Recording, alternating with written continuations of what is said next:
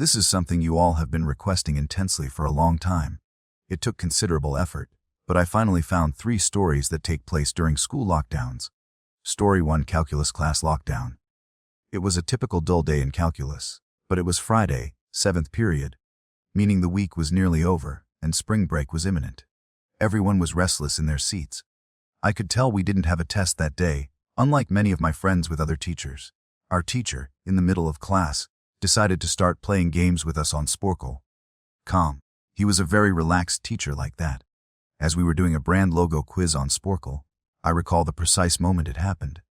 Right after my friend Liam answered a question. I remember the exact answer was Adidas. The principal's voice came through the loudspeaker. He sounded panicked and frantic, announcing to all teachers that this was not a drill and to initiate lockdown. I got chills and goosebumps on my arms.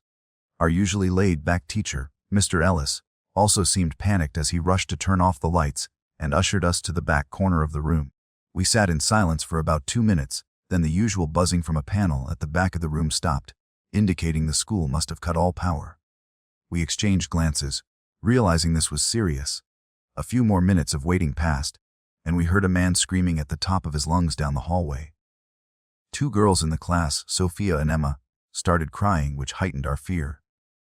As the screaming neared our classroom, the deranged-sounding man began banging on lockers while yelling, "I'll kill all of you." At that moment, I began to fear for my life. Mr. Ellis shushed us as we looked at each other, gauging our peers' reactions. The banging shifted from the lockers to our classroom door. Then Sophia screamed. The banging on the door intensified as the man shouted, "Open up." Emma was also crying loudly now. It felt like an eternity that the man pounded on the door, but he eventually moved down the hallway, screaming like a deranged person, until we could no longer hear him. About 10 minutes later, though it felt like half an hour given the circumstances, the principal came back on the loudspeaker, explaining the situation, which was surprising for him to do. He said an apparently mentally unstable person had entered the building and assaulted the woman at the front desk, causing her to flee screaming. The staff wasn't sure if the man was armed. This was before the school had cameras or could afford proper security, so the school was vulnerable to such an incident. The staff swept all hallways and classrooms but couldn't find him. The principal instructed teachers to resume teaching, but to keep all doors locked and not let any students leave for any reason. The most disturbing part, however, was that a janitor working the night shift found the man sleeping in a storage closet near the back of the school. According to rumors spread by my peers, a .44 Magnum was sticking out of his pocket. The janitor must have done something foolish, like leaving the closet door open, because by the time a police officer arrived, the man was gone. My entire class, to my knowledge, still doesn't know if this man was ever found, but I like to think he's now receiving the help he needs. Story 2: Lunch Period Lockdown. My school has 2 lunch periods. The first is for all 6th graders and some 7th graders. The second is for the remaining 7th graders and all 8th graders. The lockdown occurred early in October. On the day it happened, it was overcast and rainy during the first lunch period. I heard 4 loud booms. I thought it was thunder, but the entire lunch crowd started screaming. I thought those kids were just overreacting, but campus security rushed in, yelling at everyone to go into the multipurpose room. Kids in line buying lunch had to discard their food and come inside. My friends and I went into the room with a large group of other kids. Everyone was curious about what was happening. Our multipurpose room is huge, and the back wall is made of see-through glass. When we were rushed inside, campus security was covering the glass with curtains, and adults were stationed at every exit. My friend Noah, as curious as the rest of us, asked an adult what was going on. When he returned, he said, "You know those houses right in front of the school?" I replied, "Yeah." He continued, "There's this mentally unstable man who barricaded himself in front of his house. He's threatening to commit suicide and kill the cops if he's evicted. He was walking around outside the school, watching kids in a weird way." No told us the man was also a registered sex offender, making matters worse. We were stuck in the multipurpose room for an entire hour, taking up 2 periods. After it was resolved, we were escorted to our classrooms one by one. I later learned that the man lives next to my friend Ava, who told me about the previous Halloween when she saw the same man at his window, cutting his arm and writing in his blood, "Don't come here, or I'll kill you," on his window. Being Halloween, people, including Ava, assumed it was just for the holiday, but after this horrific incident, We knew this man was unstable, and we're glad he never got near us. A Story 3 basement office lockdown. I'm 22 years old, fresh out of college, and I recently got a job at my old high school as a computer intern in the school basement. The basement is very messy and disorganized, but there's a small 3-person office down there that's actually quite nice. It has 3 large desks, 2 mini fridges, a flat-screen TV mounted on the wall, and satisfying air conditioning. A luxury the students and teachers upstairs don't enjoy, along with all the school servers and other computer equipment.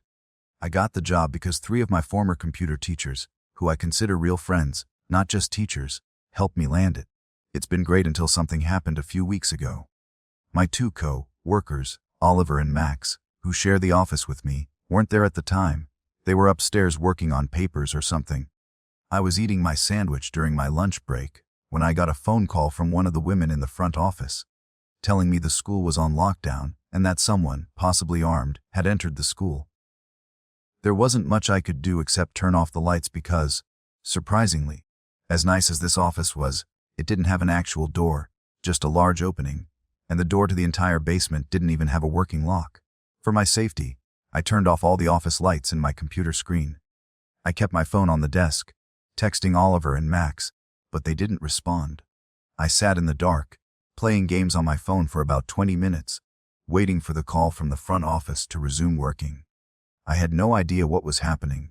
I couldn't hear what was going on upstairs from down here. But I wasn't allowed to make calls until the lockdown was over. Then the noisy basement door opened, its creaking echoing across the basement and into my office.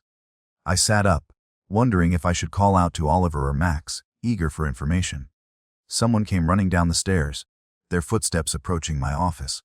I pushed my chair away and crawled under my desk. Someone entered the office but didn't turn on the lights. There was just silence. I can't describe the fear I felt. I thought one sudden noise would mean my death. Suddenly, my phone dinged with a text message. I felt my world collapse in that moment as I clenched my teeth in fear. Footsteps moved closer until I finally dove out from under the desk, begging whoever it was not to kill me. Just then, someone grabbed my arm and pulled me up. It was a man in a red plaid button-up jeans and a reddish-black cap. He said, "It's okay. I'm just hiding down here with you. What's going on up there?" I whispered.